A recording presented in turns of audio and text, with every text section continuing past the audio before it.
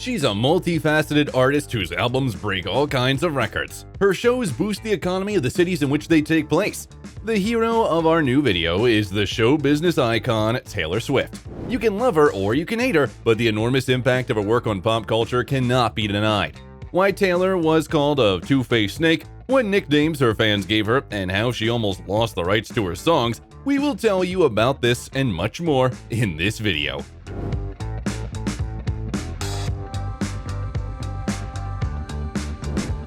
Taylor Swift, how to lose the rights to all the songs but remain a winner. Taylor Allison Swift was born on December 13, 1989 in West Reading, Pennsylvania, to Scott Kingsley Swift, a stockbroker, and Andrea Gardner Swift, a mutual investment fund marketing executive. 2 years later, her parents had another child, Austin. Taylor's younger brother is now an actor and producer. Swift's ancestors included Scots, Germans, English, and Italians, and she was named after American singer-songwriter James Taylor. However, according to another version, the mother decided to name her daughter Taylor so that her future business partners, seeing a business card with the name, would not know whether it was a man or a woman. Taylor spent her early years on a Christmas tree farm that her father purchased, and later the family moved to a larger city, Wyomissing, where the girl began studying at a local high school. During her school years, Swift was very insecure. She didn't have many friends, and her best friend was always her mom. Taylor grew up an artistic and musical child. From the age of 9, she participated in theater productions and also regularly took vocal and drama classes in New York. Soon after, Swift became interested in country music. When she was 11, she visited all the recording studios in Nashville with her mother, but no one was interested in the young singer back then. At the age of 12, the girl started learning to play the guitar and soon became interested in writing her own songs, which she later performed at local events. In 2003, her parents began working with the talent manager Dan Dimtro, thanks to whom Taylor participated in various advertising campaigns that featured her original compositions. In 2004, the Swift family relocated to Hendersonville near Nashville to boost Taylor's career. After a couple of years, she could no longer combine touring with studying at a regular school and switched to homeschooling and graduated a year earlier than her peers. In Nashville, Taylor met poet Liz Rose, with whom they began regular work on song lyrics. Rose said it was easy to collaborate with Taylor because the latter always had a clear vision of what she wanted to say in her songs. In 2005, Swift signed a contract with the independent record label Big Machine Records. At the same time, she started working on her debut album. On October 24, 2006, the album Taylor Swift was released, and it immediately received widespread critical and public acclaim. True talks to me. It reached number 5 on the Billboard 200, where it spent 157 weeks, setting a record for the longest stay on the chart in the 2000s. And in October 2007, the singer released a Christmas special EP, the Taylor Swift Holiday Collection, which was also a success. During the same period, Taylor won numerous music awards and received a Grammy nomination for Best New Artist. The first boyfriend the singer appeared in public with was Joe Jonas, but their romance, which began in June 2008, ended only after 4 months. On November 11, 2008, Swift presented her second studio album, Fearless, to the North American public. Its release in other countries took place in March 2009. Fearless became number 1 on the Billboard 200 and the best-selling album of 2009 in the US.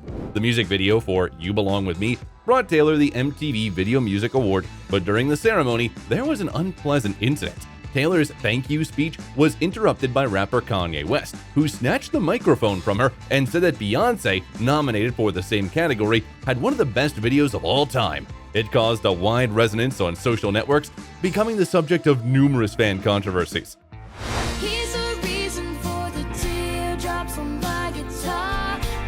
The album Fearless and the song White Horse brought Swift 4 Grammys, including 4 Album of the Year. The victory in this nomination made the 20-year-old singer the youngest performer to win the honor. However, the 18-year-old Billie Eilish broke this record in 2020. In addition, from April 2009 to July 2010, Swift performed 118 concerts as part of the Fearless Tour, which grossed more than $63 million. Despite her incredible success in music, Taylor did not forget about her passion for acting. At the end of 2009, Swift joined the cast of the romantic comedy Valentine's Day, which was released in February 2010. Our hero also recorded the single Today Was a Fairy Tale for the film. Today was a fairy fairy tale. I wore a dress, you wore a dark gray t-shirt. During the same period, the artist started dating her co-star Taylor Lautner. However, this relationship ended a few months later. Our hero's next short romance was with John Mayer, with whom she also recorded the song Half of My Heart. Her next chosen ones were Jake Gyllenhaal, John F. Kennedy's great-nephew Connor, and Harry Styles, but these romances also ended quickly. On October 25, 2010, Swift released her third album, Speak Now, writing and producing all the songs.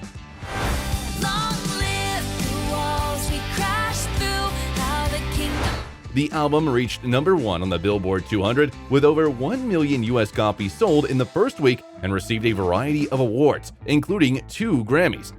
Taylor then wrote 2 songs for the Hunger Games soundtrack, one of which won a Grammy for Best Song Written for Visual Media and was nominated for a Golden Globe. In the new album Red, released on October 22, 2012, Swift experimented with pop and rock styles, and it was a success.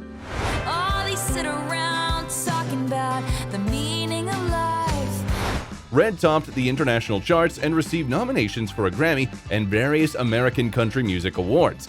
In addition, in 2012, Taylor voiced Audrey in the animated comedy The Lorax. From March 2013 to June 2014, the star gave 86 concerts as part of the Red Tour, which grossed more than $150 million, becoming the highest-grossing country tour in history. During the same period, the singer had short affairs with Tom Odell and, according to rumors, with Alexander Skarsgård. She also played a minor role in the dystopian drama film The Giver. Interestingly, the creators offered Taylor the role in this movie after attending one of her concerts in Los Angeles. Fuck me. Don't protect me. No! Don't show me a map and then not give me all the memories. I thought we were gonna help. We will, but we must move slow. Show it to me. In 2014, Swift moved to New York and started working on her 5th album, 1989. It was released on October 27th. The singer actively promoted her new album, which had a more popular sound and even invited fans to secret listening sessions.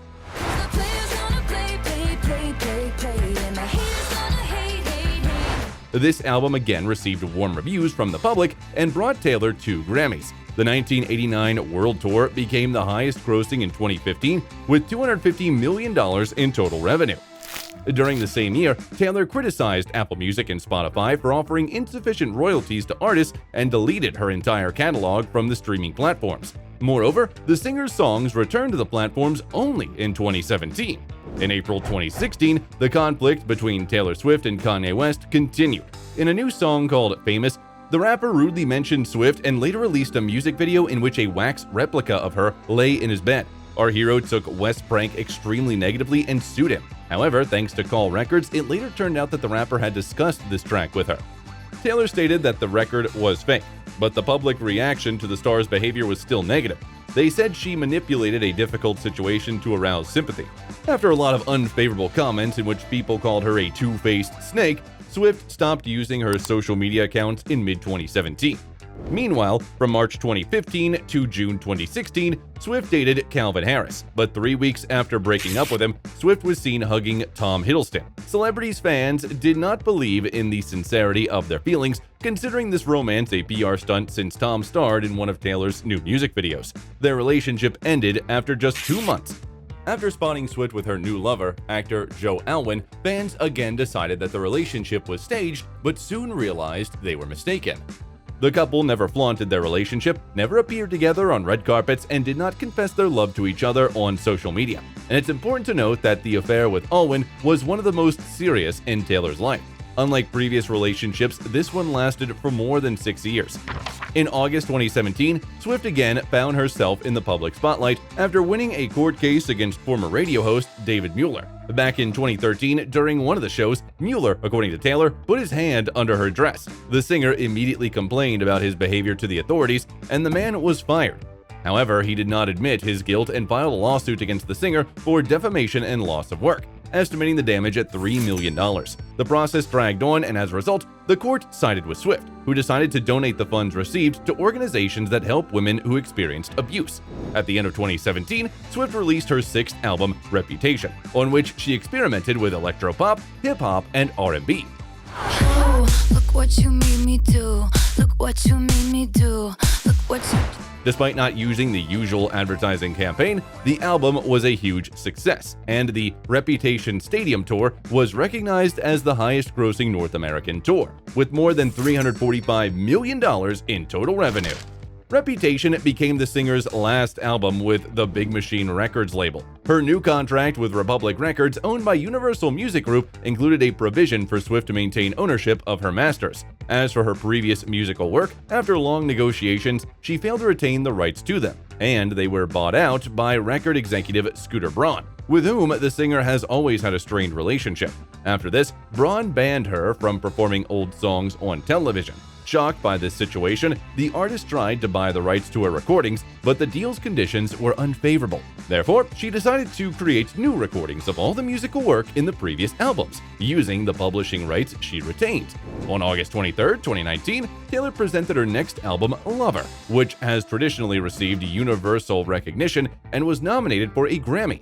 In addition, Taylor self-directed a music video for You Need to Calm Down, dedicated to supporting the LGBTQ+ community, and it won 2 MTV Video Music Awards, making our hero the first female and second artist overall to win the Video of the Year category for a self-directed video. You are somebody that we don't know, but you're coming at my friends like a missile. During the same year, Swift played Bombalurina in the musical fantasy film Cats, for which she recorded the song Beautiful Ghosts, later nominated for a Golden Globe. Follow me home. If you The film received negative reviews from critics, but they praised Taylor's acting. In January 2020, the documentary Miss Americana, which tells about the life and career of our hero, premiered at the Sundance Film Festival. During that time, Taylor was ranked 8th on Billboard's list of the greatest artists of all time. In 2020, Swift delighted fans with unusual albums in the indie folk genre. Folklore was released on July 24 and Evermore on December 11. But I knew you, playing hide and seek and giving me you. The public loved both albums, and according to Billboard, Taylor became the highest-paid solo artist in the world. In 2021, Swift began releasing re-recorded albums marked Taylor's version to distinguish them from older recordings. New versions of familiar songs are an equally resounding success and once again occupy the top of the charts. On October 21, 2022, the star released her 10th studio album, Midnights, with an electro and synth-pop sound. It's me, hi, I'm the problem, it's me. The album was met with widespread acclaim from music critics and broke various sales records, and Swift recently won her 4th Grammy for Album of the Year. No artist in the world can boast of such an achievement. In addition, on October 22, the audience saw the mystery comedy thriller Amsterdam, where Taylor played a minor role. You will help me, won't you? I'm not buying that he died of natural causes. He was a very healthy man. No one in my family agrees with me. They're all wrong. They're all liars. I want an autopsy.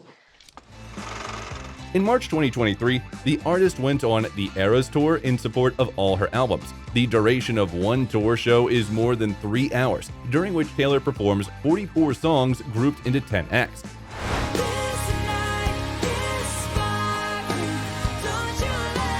The tour will end only in December 2024 after 151 concerts, but in December 2023, it already became the highest-grossing tour of all time, surpassing $1 billion in revenue.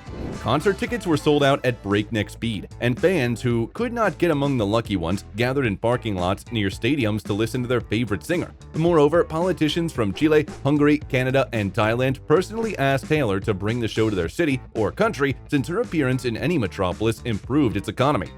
And the concert film Taylor Swift: The Eras Tour, which premiered in movie theaters in October 2023, became the highest-grossing concert film of all time, earning more than $260 million.